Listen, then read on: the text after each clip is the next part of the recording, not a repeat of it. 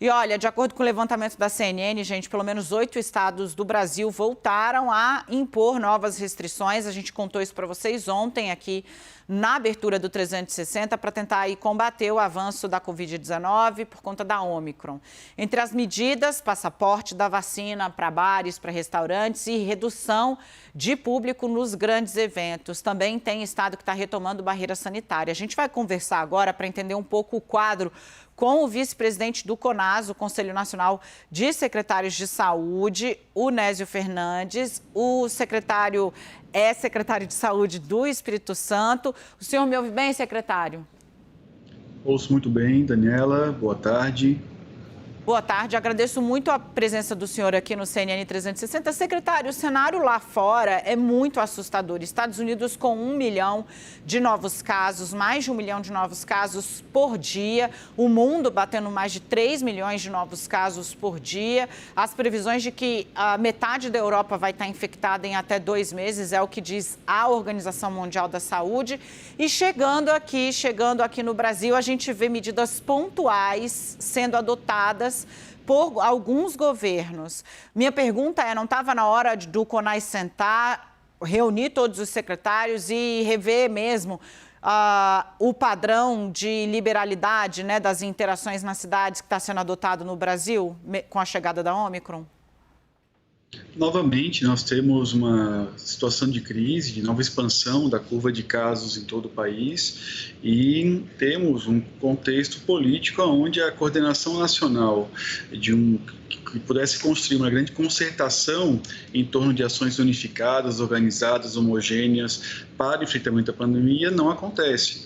As medidas de distanciamento social e as medidas de distanciamento são medidas muito duras, são medidas que, quando são tomadas de maneira unilateral e fragmentada, elas são de difíceis operacionalização, elas são de difíceis coesão dos arranjos de poderes econômicos, sociais e institucionais em cada região do país, e isso acaba levando a que mesmo os governadores, os prefeitos que adotem medidas mais duras, eles não tenham uma adesão plena e passem por um desgaste que tem um efeito, do ponto de vista epidemiológico, muito pontual. As decisões de conjunto, elas do ponto de vista da epidemiologia, como resultado, como final para o controle da pandemia, elas teriam uma eficácia muito maior do que medidas pontuais adotadas por prefeitos ou por governadores de maneira isolada.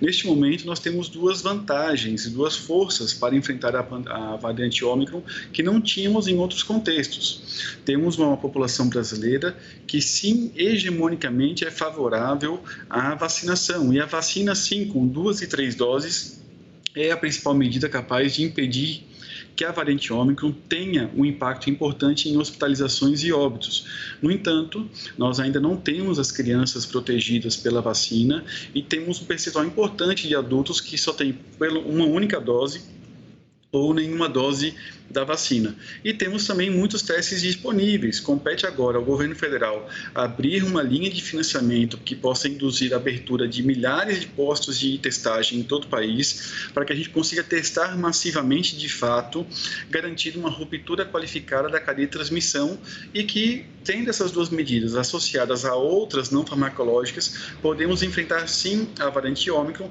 em condições diferenciadas àquelas que enfrentamos as variantes anteriores. É preciso reconhecer, e os dados vão apontar esse fenômeno de aumento de casos de Ômicron de maneira muito assustadora nos territórios onde ela já tem uma transmissão comunitária sustentada e que não tem, neste momento no país, medidas capazes de poder interromper uma expansão que já está estabelecida. Nós podemos adotar neste momento medidas que possam ser capazes de reduzir um pico muito alto desta nova expansão e permitir que ela tenha um platô mais curto e uma fase de recuperação precoce. Agora, secretário, eu entendo, né? O senhor faz aí uma cobrança, precisa testar bastante, acelerar a vacinação, mas a minha pergunta de novo, né?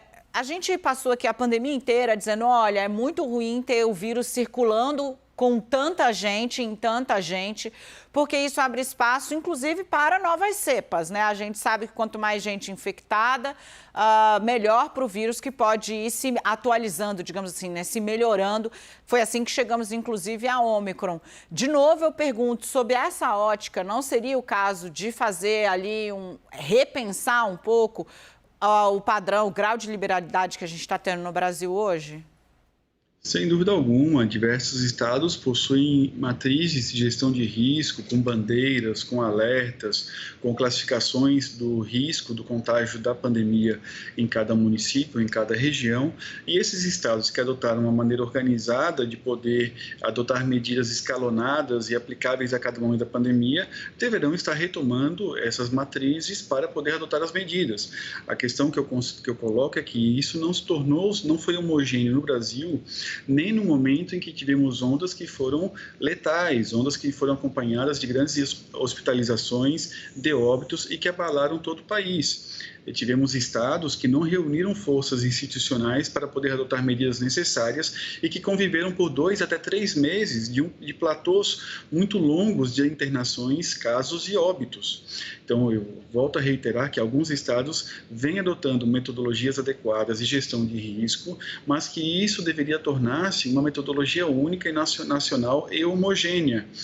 Não podemos ter uma situação muito dura no país neste momento, onde as decisões nacionais se limitem a enviar testes e a fazer recomendações escritas. Nós necessitamos de metodologias de enfrentamento claro, de posições claras de conjunto do país sobre eventos, festas, shows, atividades de entretenimento, porque cancelar o carnaval que está em fevereiro, não vai enfrentar a pandemia que está circulando nesta semana e na próxima com muita agressividade em todo o país. Então, nós precisamos acelerar a vacinação, garantir que a população tenha acesso aos testes, e isso por si só, não é só enviar testes aos municípios, repito, necessitamos de apoio financeiro por parte do governo federal para estruturar rapidamente muitas equipes. Algumas medidas poderiam ser adotadas junto às redes farmacêuticas. Nós temos redes capilarizadas por todo o país e um grande credenciamento nacional por parte do Ministério poderia rapidamente disponibilizar testes em larga escala para toda a população brasileira que vive nas cidades com essas redes farmacêuticas. Então, opções e metodologias para poder testar em massa e romper de maneira qualificada a cadeia de transmissão existem, mas depende de decisões do Comando Central do país, porque isoladamente, de maneira fragmentada, estados e municípios estão tentando fazer a sua parte. Vem para cá Renata Agostini, direto de Brasília. Ela conversa com o Nésio Fernandes, ele é secretário de Saúde do Espírito Santo, vice-presidente do Conselho Nacional dos Secretários de Saúde. Renata. Secretário, ontem o ministro do Supremo Tribunal Federal, Gilmar Mendes, chegou a fazer uma postagem falando sobre o apagão de dados e a necessidade que os sistemas fossem restabelecidos. O Ministério da Saúde diz que não está tendo problema e que, portanto, os estados estariam conseguindo, sim, registrar o número de casos. Qual é exatamente a situação atual? Quem está tendo dificuldade? Os dados que a gente está trabalhando de notificações, eles são confiáveis?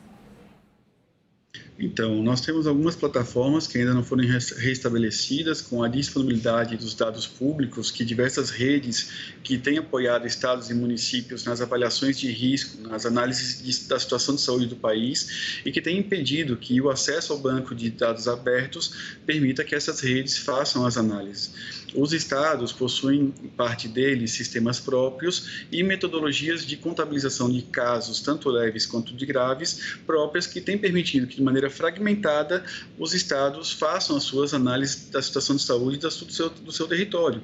Nós, aqui no Espírito Santo, temos uma plataforma própria de notificação de casos, que também acompanha as internações e que tem permitido que o estado faça devidas análises. Nós, ainda em dezembro, reconhecemos a tendência de crescimento de casos, emitimos um conjunto grande de alertas aos municípios capixabas e trabalhamos com a gestão de risco com os dados disponíveis no estado, que não foram prejudicados pelo ataque hacker, que vale destacar. O ataque ao apagão de dados é consequência de um ataque criminoso feito por bandidos, e o Ministério tem tido um restabelecimento de todos os sistemas gradual, que de fato tem prejudicado em alguns bancos o acesso ao dado aberto. Então, nesse sentido, principalmente os dados de hospitalizações de pacientes graves têm tido dificuldade por parte dos pesquisadores.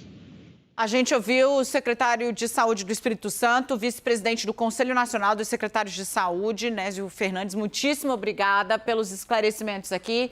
A gente segue acompanhando atentamente tudo o que está acontecendo, tendo novidades. Volte. Estou à disposição.